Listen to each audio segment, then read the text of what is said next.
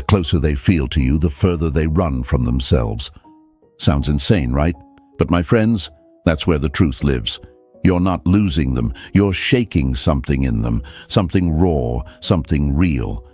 And sometimes real doesn't feel safe. It feels like fire to someone who's only ever known cold.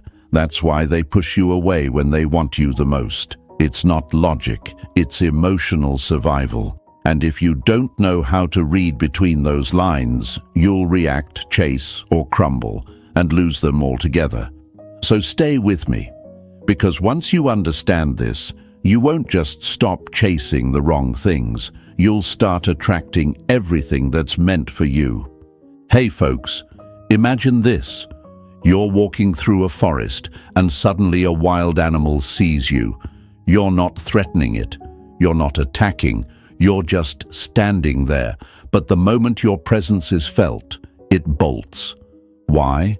Because your presence, though calm, disrupted its illusion of safety. You became the unknown.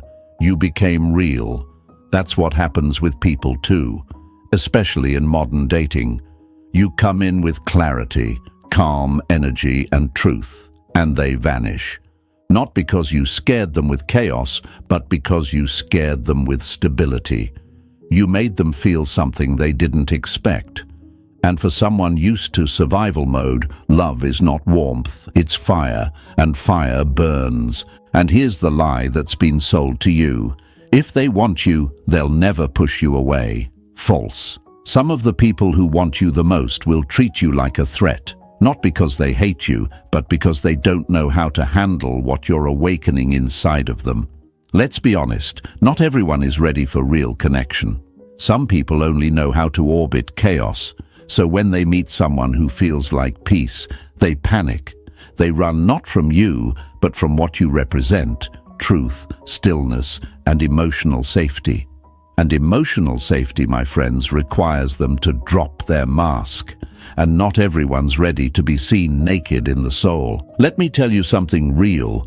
Sometimes the person who ghosted you is sitting there, hoping you'd still fight for them, but is too scared to admit they were never ready to receive you in the first place. That's not your battle. That's not your burden. That's a mirror they have to face, and if you chase them while they're in that fear, you're not helping. You're confirming their panic. That's why your silence sometimes says more than your words ever could. That's why detachment is not weakness, it's wisdom. You don't need to chase clarity when you are clarity. And hey, don't take their distance as your failure. Take it as your confirmation. You were powerful enough to awaken something in them that they weren't ready to deal with. That says more about your light than their reaction ever could. Don't let their panic shrink your presence. Stand tall, breathe deep, smile a little, even laugh. Because this whole push-pull dynamic, it's not personal, it's psychological. It's fear dressed up as indifference. And once you stop internalizing their confusion, you'll stop being confused yourself. So, my friends, if you've ever felt blindsided by someone pulling away just when it felt real, you're not crazy. You were just dealing with someone who hasn't met themselves as deeply as they met you. That's not your fault. That's their journey. You just keep showing up as the steady one, the grounded one, the unbothered one. Because that energy, that's what makes you unforgettable. That's what makes them come back if they ever grow enough to hold it. Type this in the comments right now. I lead with calm. Let them feel your stillness, even in silence, like the mountain that doesn't move just because the wind howls. Press that like button, subscribe to join this movement of grounded warriors, and stay with me, because we're just getting started. Number 1. They fear what you're unlocking inside them. Sometimes the reason they push you away is because you're the only one who ever got close enough to touch the parts they've hidden their whole life. That's the kind of truth that doesn't just sting, it shatters illusions, because it's easy to assume they're pulling away because they don't care. It's easier to call them cold, emotionally unavailable, or a player. But what if the opposite is true? What if your presence didn't trigger rejection, but revelation? What if they felt something real for the first time in years, and it terrified them? Imagine walking through a haunted house you've decorated yourself. You know where everything is, what to expect. The ghosts are familiar, but now imagine someone walks in and turns on the lights. No drama, no chaos, just calm, steady light. And suddenly, all those hidden shadows, fears, and messes are exposed. That's what your presence does. You didn't walk in shouting or judging. You simply showed up with emotional honesty, depth, clarity, and that alone flipped a switch in their mind.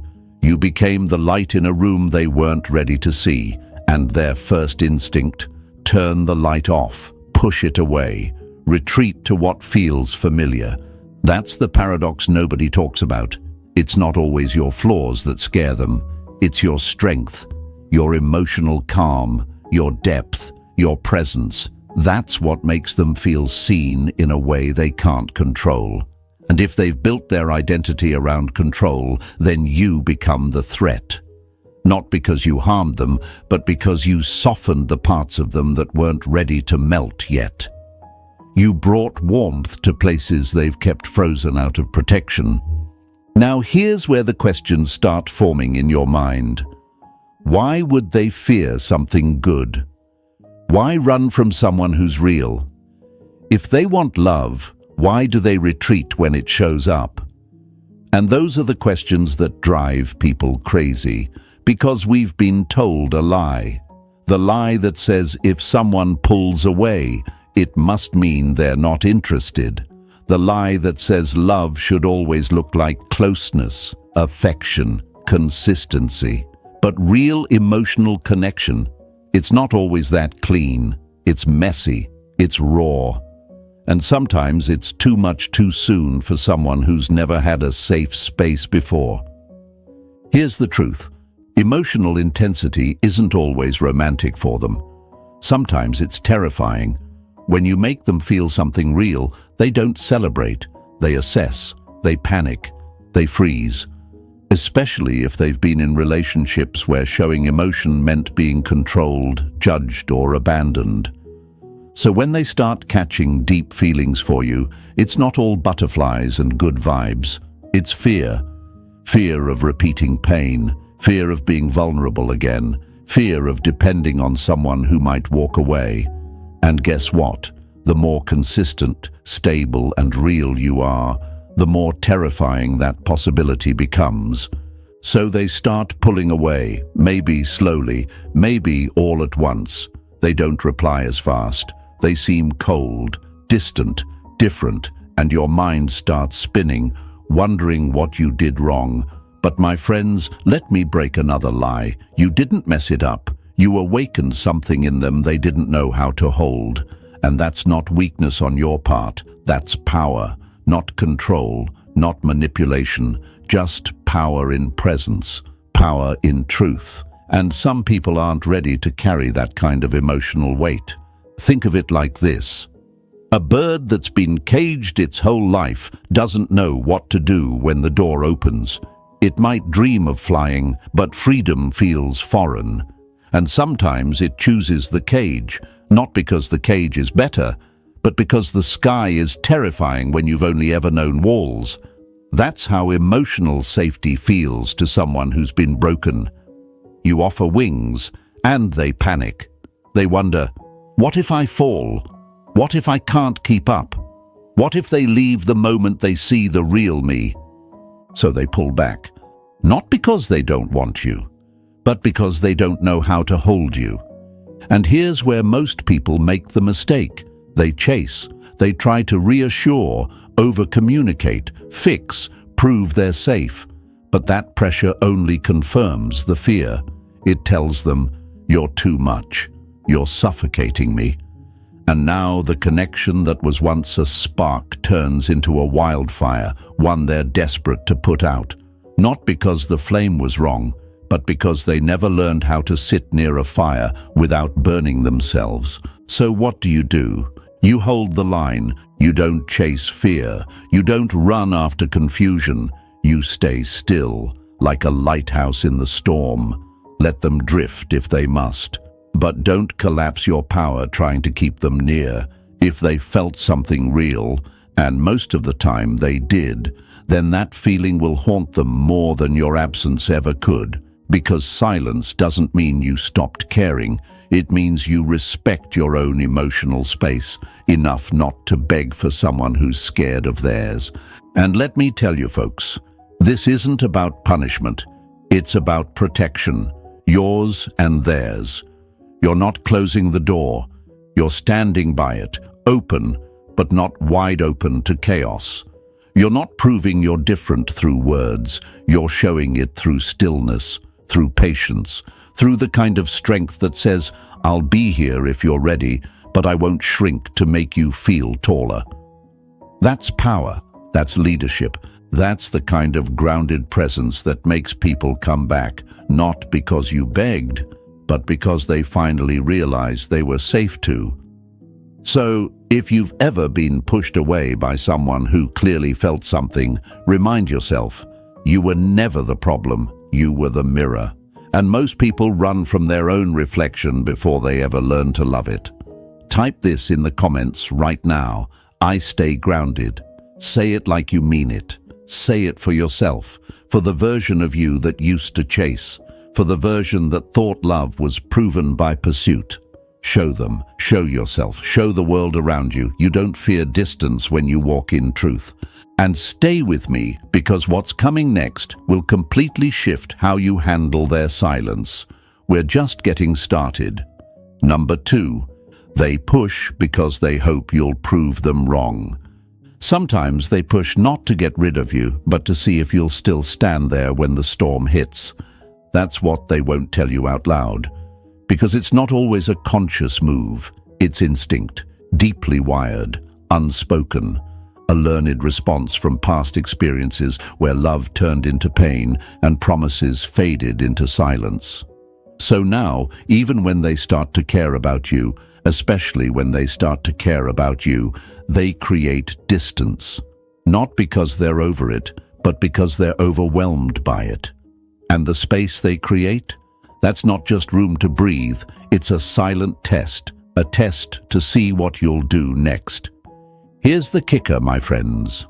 They don't want you to chase out of desperation. They don't want long paragraphs or repeated "what's wrong" messages. What they want, what they're hoping, is that you'll stay grounded, that you'll be solid, that you'll prove them wrong, not with noise, but with non-reactive strength. You see, in a world where most people flinch at the first sign of emotional uncertainty, standing firm is rare. And rare, my friends, is unforgettable. Now let me break something wide open. You've probably been taught that love should be easy, that when it's right, it should just flow without resistance. And while that's a beautiful fantasy, real connection stirs up real fears, especially for someone who's been burned. So when they start pushing you away, it's not always about ending it. Sometimes it's a fear-based reflex. Like a child who's been bitten by a dog, they want to pet one again, but their body still flinches. It's not the dog's fault, it's the memory. That's you. You're the safe one, but they don't know that yet. So they push. And here's where most people fail. They see the push as rejection, as disrespect, as final. And so they respond emotionally. They chase, they argue, they spiral. But what they don't see is that their reaction is part of the evaluation. Because here's what's happening beneath the surface. They're asking a silent question. Are you like the rest? Will you turn needy when things aren't perfect? Will you collapse if I stop feeding your ego? Or will you remain steady when I'm scared? And if you respond like the others, with fear, insecurity, pressure, they get their answer. That's why detachment isn't cruelty, it's clarity. That's why calmness isn't passivity, it's power. Because the truth is, they're not testing your charm, they're testing your capacity. Can you hold them without holding them too tight? Can you care without controlling? Can you stay available without begging for their attention? That's the test. and the reward for passing it. Respect, and respect is what unlocks trust. And trust, that's what deep attraction is actually built on. Not flowers, not flattery, but emotional consistency. Think of it like a house. Anyone can admire the exterior, the design, the beauty, but when a storm hits, they want to know if the foundation holds. That's what you are in their life right now, a foundation being tested, and every time you respond with peace instead of panic, you pass. Every time you remain patient without disappearing, you prove something no words could. Every time you let silence be silence without trying to force connection, you let them feel the weight of their own walls and the value of your presence on the other side of them. Now, I know what you might be thinking. Why do I have to be the one to prove anything? And that's a fair question, but let's be honest. You're not doing this to win them. You're doing it to show who you are under pressure. Because how you show up when things get confusing defines you far more than how you show up when it's easy. Anyone can be charming on a good day. Anyone can be sweet when love is flowing. But it takes a grounded man to remain calm when uncertainty creeps in. That's the man they remember. That's the man they can't shake. Because he didn't beg for trust. He embodied it. And here's the twist. They might not even realize they're testing you. They might not understand why they're pulling back. But it doesn't matter. What matters is you understand. What matters is that you don't abandon yourself trying to get closer to someone who's still deciding whether they feel safe enough to receive you. Your job isn't to convince. It's to remain. And in your stillness, they find their answer. So the next time they create space, don't panic. Don't perform. Don't play the fool trying to prove you're different. Be different. Let your silence echo louder than empty words. Let your energy say, I see you pulling back, and I'm still here, calm, whole, unshaken. Because that energy, that's the kind that makes someone reevaluate their fear. That's the kind that makes them wonder why you didn't chase and why they want to come back. So write this in the comments, my friends. I remain steady. Show the world. Show yourself. Show them, if they're watching, that you don't chase storms. You outlast them. And stay with me, because what's coming next will finally help you see that their behavior was never really about you at all. Number 3. They want you but don't know how to receive you. Some people aren't afraid of being unloved. They're afraid of finally being loved right. That line hits, doesn't it? Because most folks think the greatest fear in relationships is abandonment. But what if the deeper fear is being chosen, genuinely, fully, with no mask, no performance, no pretending? That kind of love, the calm, stable kind that doesn't come with drama, requires something most people aren't prepared to give: openness. And here's where it gets real. They want you, but they don't know how to receive you.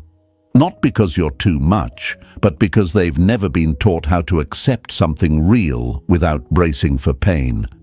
Imagine handing a starving person a full plate of nourishing food. You'd think they'd eat it, right? But if they've been starving long enough, they hesitate, they flinch, they wonder if it's poisoned, if it'll be taken away, if this kindness is just a setup for another cruel punchline. So instead of receiving, they retreat. Not because they're ungrateful, but because they've trained themselves to expect disappointment. And when you walk in with warmth, clarity, presence, and intention, it short-circuits their system. You're feeding a heart that's been living off crumbs, and their mind doesn't know what to do with that.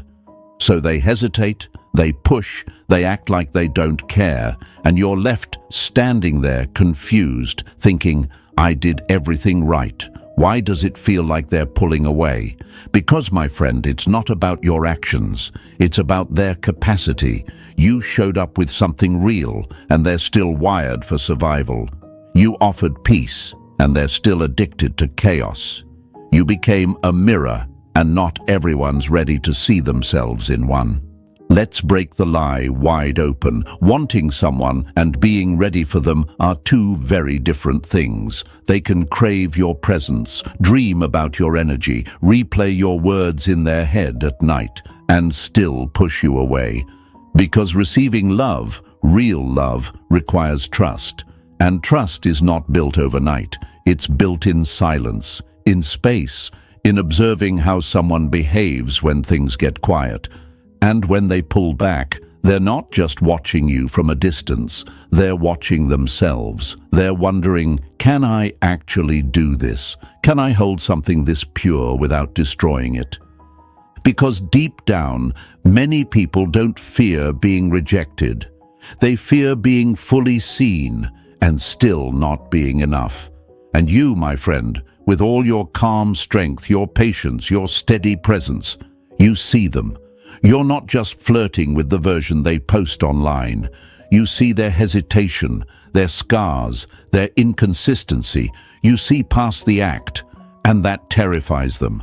Because now, it's not just about you showing up. It's about them not knowing how to meet you there. And here's where most people mess it up. They take that retreat personally. They try to fix it. They start chasing, convincing, over-explaining, trying to prove that they're safe to love. But all that does, it overwhelms them more. Because now you've become another source of pressure, and when someone's nervous system is already on edge, even kindness can feel like a threat. So they run faster, not because they don't want you, but because they don't know how to believe you're real. Let me give you a truth that most never hear. It's not your job to teach someone how to receive what they claim to want. That's their journey.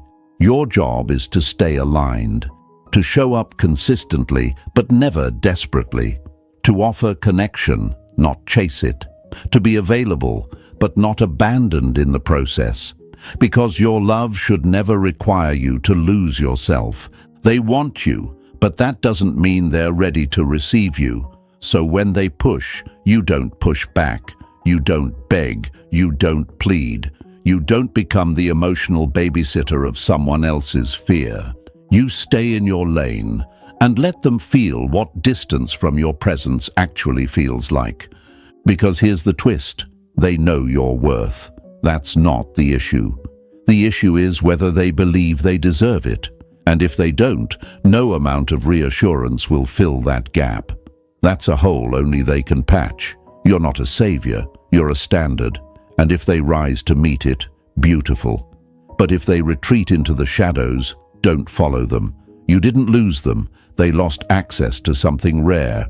And folks, I know it hurts to watch someone back away from something that felt so real, but never confuse someone's emotional unreadiness with a reflection of your value. Sometimes you meet the right soul at the wrong time in their growth, and it's not your responsibility to fast forward their healing. It's your responsibility to protect your peace. So if someone wants you but keeps pushing you away, remember this. Your value doesn't shrink just because they can't carry it yet. You don't force your way into their life. You let your absence echo with everything your presence offered. And if they're meant for you, they'll come back, not with confusion, but with clarity, with open hands, with steady energy. Because only then will they be ready to receive you, not just want you. Type this in the comments right now. I don't shrink. Say it loud. Say it for the part of you that used to chase. Say it for the one who used to beg to be understood. Say it for your future self who refuses to fold when someone pulls back in fear. And stay with me, because what's coming next will expose the deeper layer of why they're really pulling away. Number 4, this is not about you, it's about their mirror. You didn't break them, you just showed them what was already cracked. And that's the part they don't want to admit, that their reaction wasn't about what you said or did, but about what your presence revealed. You became the mirror, and not everyone can handle their reflection, my friends. especially not when they've spent years decorating their wounds with distractions, fake confidence, and temporary validation. When you come along with stillness, with depth, with real emotional presence, that mirror starts to show things they've kept buried. And guess what? That's when they run. Not because you did something wrong, but because you held up a truth they weren't ready to face. Imagine this. Someone's been living in a dimly lit room for years. They've adjusted to the shadows, built a life in the dark, and then you walk in, not with fireworks or a spotlight, but with quiet light, a steady flame, and suddenly they see the dust, the stains, the cracks in the walls, not because you pointed them out, but because you illuminated what was already there. That's the power of presence. And presence, when it's real, exposes everything that isn't. So they pull away, they go cold, they avoid your eyes, they question the connection, and your instinct might be to think, "What did I do?" But my friend, that's the wrong question. The better question is, what did I reveal? Because a lot of people say they want connection, but the truth is, they only want it when it doesn't require self-confrontation. And you? You confronted them without saying a word. Your energy did the talking. Your steadiness did the shaking. You see, people don't always fear being hurt. What they really fear is being seen. And not just the parts they've polished for the world, but the parts they've buried. Their fear, their self-doubt, their neediness, their past mistakes. And when someone starts to care for them without conditions, without trying to fix them or use them, they don't know how to process that. Because in a world full of performers, the raw and the real feels foreign, almost unbearable. And that's what you are to them, a foreign feeling. Not because you're strange, but because you're rare. You don't play games. You don't react out of insecurity. You stay in your frame. You don't flinch when they test you. And instead of feeling safe in that, they panic. Because if you see all of them and still choose to stay, now the question becomes, do I even deserve this? And if they haven't answered that question within themselves, the mirror becomes a threat. So they run. Not from you, but from the reflection you force them to look at. And I need you to hear this loud. It's not your job to clean someone else's mirror. You're not here to fix what they refuse to face. You're here to reflect, not rescue. You're here to invite, not invade. You offer truth, stability, presence. If they can't handle that, if they distort it, blame it, reject it, that's not your weight to carry. That's their fear being louder than their readiness. Now here's where the old version of you might show up. The one who tries harder, the one who begs to be understood, the one who starts questioning their own worth just because someone else turned away.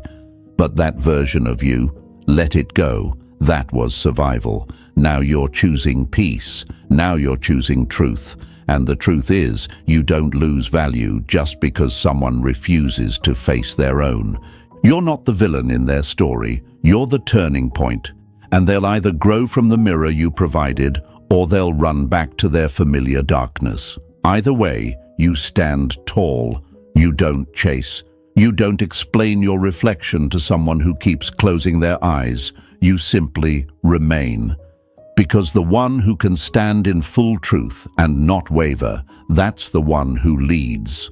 That's the one who attracts what's ready. And yes, it might hurt to watch someone spiral away from something so real, but your job isn't to shrink so they feel comfortable. Your job is to hold your light and let them decide if they're ready to stop hiding. So if you've ever been pushed away for no clear reason, if someone suddenly acted like the connection was too much or too fast, understand this: you became the mirror, and they saw something they weren't ready to confront. It's not personal, it's psychological, and it's powerful, but it's not your responsibility to carry their fear. Type this in the comments right now: I reflect, not chase. That's your affirmation. That's your new mindset. You don't beg for someone to love you when your very presence reveals what they've been running from. You don't bend to make someone feel better about their own lack of healing. You shine, you stay grounded, you move forward, with or without them. And stay with me, because the next section will uncover the hidden silence that makes them question everything when you don't chase. What happens when you walk away not in anger, but in absolute peace? That's where we're going next. Number 5, your power is in not needing closure. The moment you stop needing answers is the moment you start getting respect.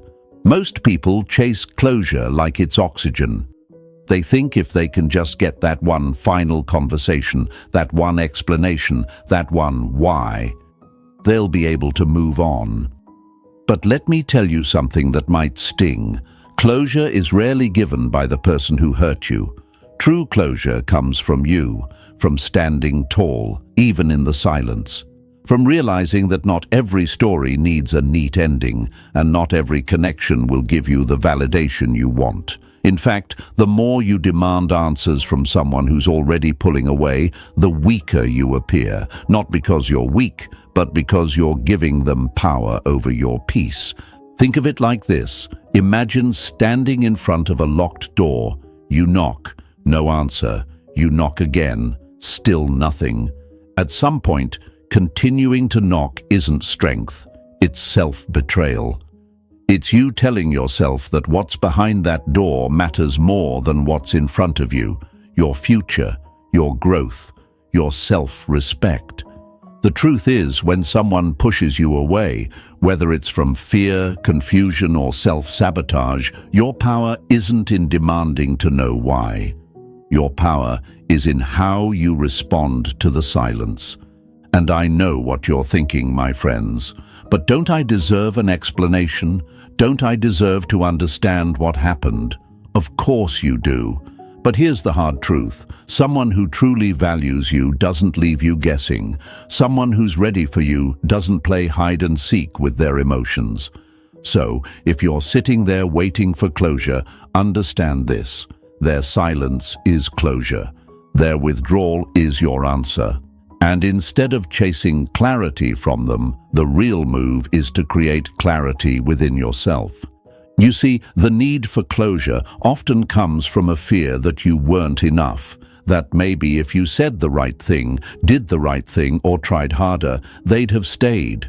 But that's a lie. You don't lose someone who's ready to hold what you offer. You can't scare away someone who's truly aligned with your energy. And if they pulled away, it's not because you're lacking, it's because they weren't prepared to face what you brought into their life. That's on them, not you. Here's another truth that will change the way you see this. Sometimes the most powerful statement you can make is silence. Not bitter silence, not passive-aggressive silence, but the silence of someone who refuses to beg for an explanation they no longer need. When you stop calling, texting, or trying to fix what they broke, you communicate something louder than words. I value myself too much to chase confusion. And that, my friends, is magnetic. Because when someone realizes they can't shake you with their distance, they start to question everything. Think about it. When you go quiet, they don't just feel your absence. They feel the weight of what they lost. That's when their mind starts racing. Why aren't they chasing me? Why aren't they demanding answers? Were they stronger than I thought? Did I underestimate them? And suddenly, the power dynamic shifts. You're no longer the one waiting for closure, they are. But let me make one thing clear. This isn't about playing games or trying to manipulate someone into coming back. This is about reclaiming your energy. It's about realizing that the more you chase closure from someone who doesn't have the capacity to give it, the more you abandon yourself. And once you truly get that, you'll never run after an answer again. You'll understand that your stillness is the loudest response. Now, this doesn't mean it won't hurt. Of course it will. You'll feel the pull to text them, to ask why, to demand they explain themselves. But every time you resist that urge, you grow stronger. Every time you choose your dignity over desperation, you show yourself and the world what kind of person you are. You're not someone who needs constant validation to know their worth. You're not someone who breaks because someone else couldn't hold you. You're the kind of person who stands firm, even in the silence, because you know that your value doesn't change just because someone else failed to see it. So, if you're sitting there right now, waiting for someone to give you closure, here's your sign. Stop waiting. Stop knocking on doors that are closed. Stop chasing words that will never heal you. Your healing doesn't come from them. It comes from the decision to keep moving forward, even with unanswered questions. And when you do that, you'll realize something powerful. You never needed closure. You needed clarity. And clarity comes when you stop asking, why did they pull away? And start saying, I deserve better energy around me. My friends, the power you gain from not needing closure is unmatched. It's what separates the grounded from the desperate. It's what makes you untouchable, because the one who doesn't demand validation is the one who can't be controlled. And when you carry that energy, you don't just attract people, you attract respect. So, type this in the comments right now. I don't chase closure. Say it with conviction. Say it for the version of you that used to beg for answers. Say it for the version that used to think someone else's silence meant you weren't enough. Show them. Show yourself. Show the world that you're done waiting for permission to move forward. And stay with me, because in the next part, we're going to break down exactly how your absence creates a shift they can't ignore. Why walking away with calmness makes them question everything they thought they knew. This is where your real power begins. Number 6. They're afraid you'll see the real them. They don't push you away because you see too little. They push you away because you see too much. That's the truth they don't want to say out loud, that deep down, the moment they start feeling safe around you, they also start to panic. Because safety isn't just about protection, it's about exposure. And being seen, fully seen, is one of the most terrifying experiences for someone who's spent their life performing for love, managing their image, and hiding behind emotional armor. So when you show up calm, steady, and emotionally grounded, they start to feel something unfamiliar. Not chaos, not drama, not temporary attention, but truth. And truth is scary for people who've been taught that their true self is unlovable. You may not have said much, you didn't interrogate them, you didn't ask for a full emotional biography, but they felt it. They felt that your energy didn't just hear their words, it listened to their silence. You noticed the pauses, the way their smile flickered when certain topics came up, the shift in their tone when they spoke about past love. And that kind of attention, that kind of quiet awareness, it shakes people. Because most are used to being seen for what they project, not for who they are. And that's what you saw, who they are. Not the curated version, not the filtered one, the raw one, the insecure one, the one that questions if they're enough. And when you didn't flinch, when you stayed, when you held space without judgment, that's when the fear kicked in. Because now they're vulnerable. Now there's something real on the table. And real, my friend, is a threat when your past taught you that being real gets you rejected. So they pull away.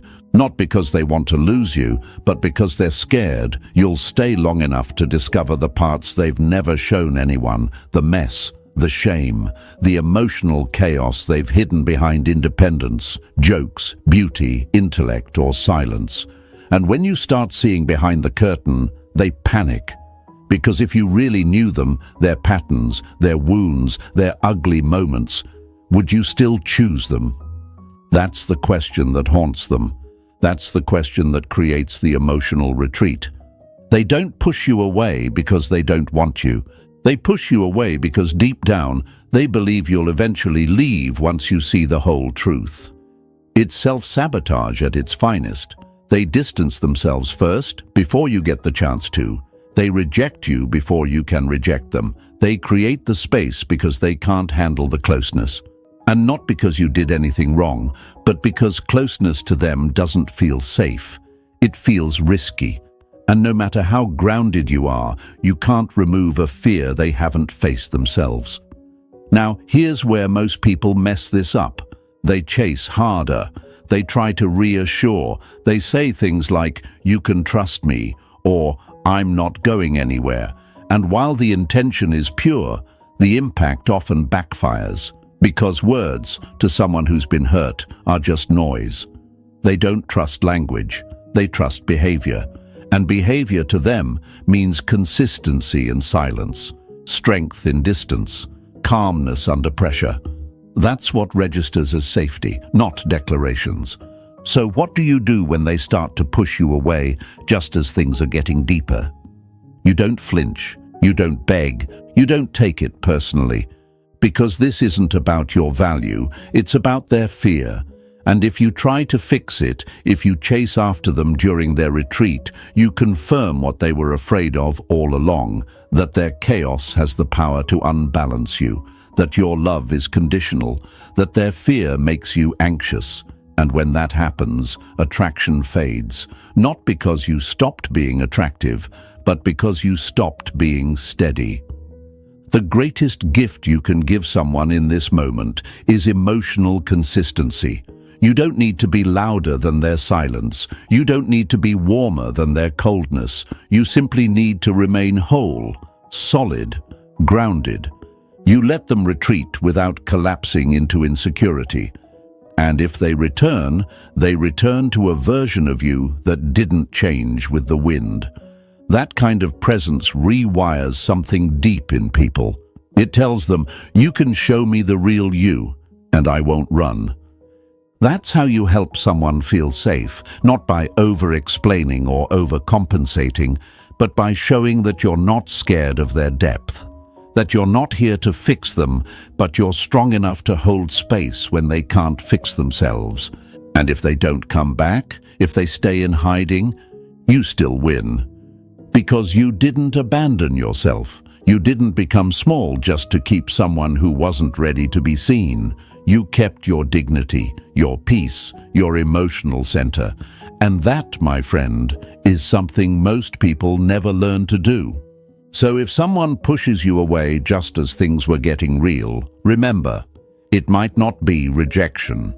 It might be fear that you'll see them as they see themselves and not love them through it. But you're not here to prove that you can. You're here to show that if they're ready, you'll meet them in truth. And if they're not, you'll still be whole. Type this in the comments right now. I hold steady. Say it for the you that used to panic when they pulled back. Say it for the version of you that used to over-explain your worth. Say it because you know that your emotional stability is your superpower. And stay with me, because what's coming next will reveal exactly why your silence speaks louder than their doubts ever could. Number 7, they're not sure they deserve you. When someone doesn't feel worthy of love, they'll sabotage it just to confirm the lie they've always believed. And that lie, it goes deeper than anything they'll ever admit out loud. It whispers things like, "You're not good enough." They'll leave once they find out who you really are, or "You don't deserve someone that solid." So what do when they meet someone like you, someone emotionally grounded, present, consistent? They retreat.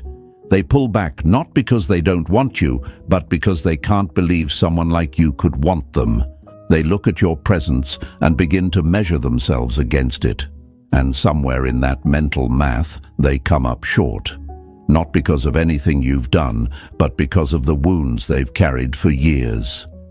Wounds left by people who only loved them when they performed, when they hid their flaws, when they played small.